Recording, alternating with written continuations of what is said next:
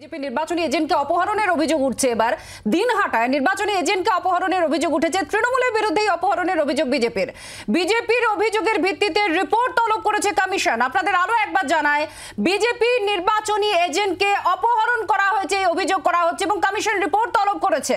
আমাদের প্রতিনিধি সুতপা সেন আমাদের সঙ্গে রয়েছেন। সুতপা, কি খবর? কমিশন কি জানতে চেয়েছে? তুমি প্রশ্নটা প্লিজ আরেকবার বলো। কমিশন একটা রিপোর্ট চেয়েছে, আমরা জানতে পাচ্ছি বিজেপির নির্বাচনী এজেন্টকে অপহরণের অভিযোগ উঠছে দিনহাটায়। কমিশনের তরফ থেকে কি জানতে চাওয়া হয়েছে? কমিশনের কাছে কি অভিযোগ এসেছে?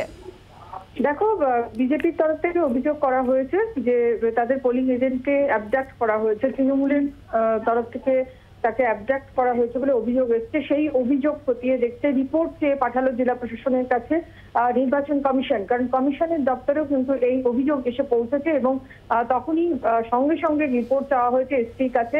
জেলার তরফ থেকে রিপোর্ট এলে পরে বোঝা যাবে যে এক্স্যাক্টলি কি ঘটনা ঘটেছিল। কারণ গুরুতর এই অভিযোগ কিন্তু বিজেপির তরফ থেকে করা হয়েছে যে তাদের পোলিং এজেন্টকে অ্যাবডাক্ট করে নিয়ে গেছে তৃণমূল কংগ্রেস। বাংলার আওয়াজ, বাঙালির আবেগ, জি 24 ঘন্টা।